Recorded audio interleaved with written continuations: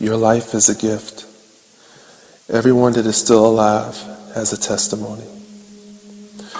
The purpose of this message is simply to share hope. Hope that no matter what you are facing in life, you will survive. I was in Baltimore, Maryland, touring with a major recording artist when all of this happened. We were supposed to stay at the Hyatt Hotel downtown by the harbor, but all the rooms were taken because of a sporting event that was happening the same night. So we had to stay in West Baltimore in a rough area of town. It really didn't make a difference to me because I've been in hotels all across the country, good and bad. When I check into a hotel, I kind of have a pattern of doing things no matter where I am. I drop off my luggage, I joke around with the band for a little bit, and I go to the nearest gas station and get some junk food, Gatorade or Waffle House, IHOP, whatever is open. Then I come back and relax. This night was no different. I did the same thing. I walked outside and headed toward the gas station, which was about 3 blocks away. As I walked through the second block, I could see 6 guys standing on the corner, talking to each other, looking in my direction. I really didn't even pay them any mind and just kept walking towards the store. Just then I realized I left my wallet in my room. I turned around and went back to the hotel and got my wallet. My best friend Lydell, who was a drummer that was on my band at the time, told me to stop going places by myself. I told him I was good like I normally do and went back to the store. I walked past the same group of guys and they were watching me again. I continued to the store and got my usual Gatorade, candy, junk food, and headed back to the hotel. When I came past that same block, the same guys immediately just came towards me. Strangely, the whole street was clear and no one was on it like I saw just a few minutes before. By this time, I figured out that they were a gang, and the leader came towards me and he said, "What you doing out here, homie?" I just turned to him and said, "I'm chilling, bro." Just kept walking. They circled around me and he said to me, "What's up with that phone?" At this point, I knew it had nothing to do with the phone or nothing that I said or did had anything to do with what he was asking me. I figured they were going to rob me, so I didn't even respond. I just told him it was off and put it back in my pocket. Really, it was off, though. Sprint had cut me off for being over my account spending limit. He walked closer to me and right in my face, and he said, "Well, you got to roll out, homie."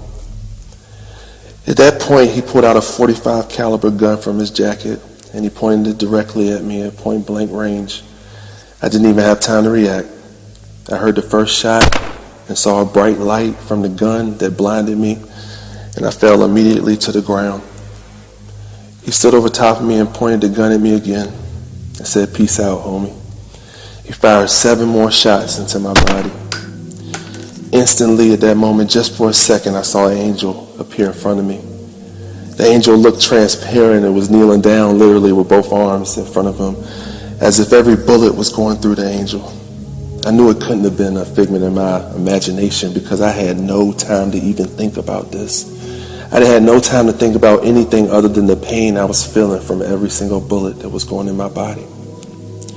When he finished shooting me, his other boys picked up shell casings that had fallen to the ground around me, and they laughed and joked with each other about how they just smoked me. Right then I heard God speak to me and tell me not to move. It was really strange because I wanted to yell, I wanted to scream, I wanted to breathe. I wanted to know if I was alive, but I couldn't do it. They were still looking at me. So I just laid there and didn't breathe. My eyes were still open, but they were fixed, even though I felt pain all across my body.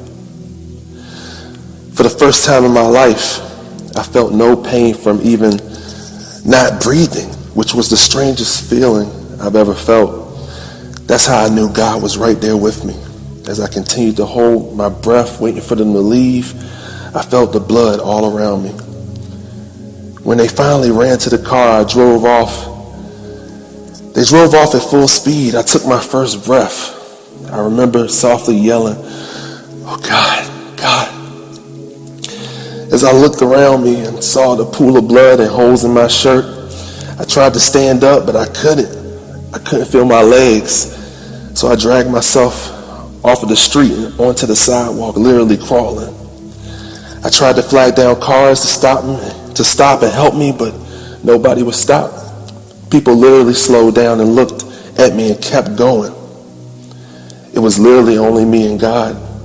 I had a moment where I had my life flash before my eyes. I thought about everyone that loved me. I thought about my own funeral. I thought about the things that I should have said to my family and the friends that I didn't tell. Just then I remembered that I had my cell phone still with me. My hand was completely covered in blood, but I still managed to dial 911. When the operator came online, I told her that I had been shot, and she asked me where I was. Thankfully, I was lying right next to a street sign so I could give her an idea where I was. She tried to keep me talking, but I really couldn't because I was losing my breath every minute that went past. Eventually, the police showed up, about 5 officers. One walked toward me. He asked me my name, how old I was, and that was the end of the conversation. After that, they drew lines around me and put up police tape and crime scene tape and set a perimeter. This is when my faith really had to step in, though. Even though all around me it looked like death, I had to speak life, and I began praying. There was nothing I could do but that. The ambulance got there eventually, and 7 minutes later, they loaded me in. Immediately, they began cutting off my clothes and hooking me up to all kinds of machines. This was the first time that I actually saw the gunshot wounds with my eyes, and at that moment, tears began to flow from my eyes. My body just looked dead. Looked like I shouldn't have been alive, but I was. I heard the EMT say to her partner, "I don't think he's going to make it." It hurt to hear those words coming from her, but I tried to hold on to life. By the time I got to the hospital, they rushed me down the hall into surgery. When I arrived in the room, it was like the strangest scene I ever seen. The room was lined with nurses, doctors, police, other hospital employees looking at me in disbelief, almost as if what they heard on the radio, my condition, they were stunned that I was alive. The lead doctor whispered in my ear, "I'm about to give you some anesthesia to put you asleep for the surgery. Can you sign this paper for me?" Oddly enough, I was able to sign it and did pretty good. I did so good that the doctor joked and said, for someone who's got shot all these times, you sure do have a good signature.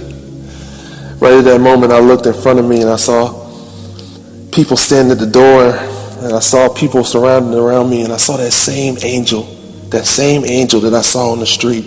I saw standing in front of me with his arms folded, looking at me, nodding his head, as if to say everything is going to be all right.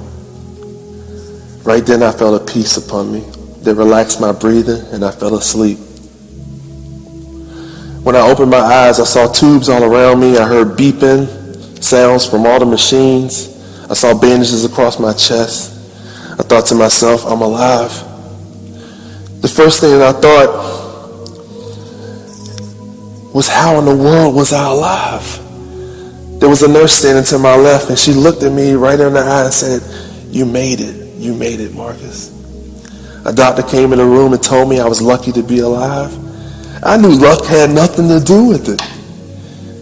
He proceeded to tell me that he performed an 8-hour surgery on me and removed half of my stomach, my whole spleen, half of my small intestine, reattached my colon, and removed half of my pancreas.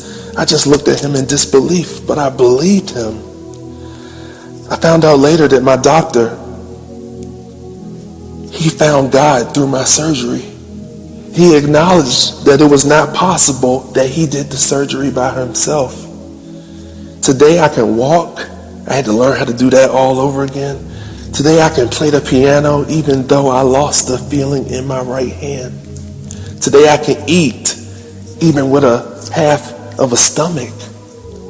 Today I can walk in peace because God gave me peace during the most chaotic time of my life. Today I know that God is a healer. Mark 9:23 says all things are possible to him that believes. Do you believe? I know that I do.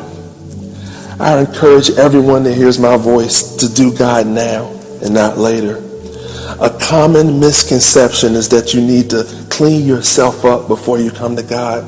But the truth is, you just have to come to God and he will change you. God bless you all. God keep you. Remember that God is sovereign and bigger than every problem and every situation.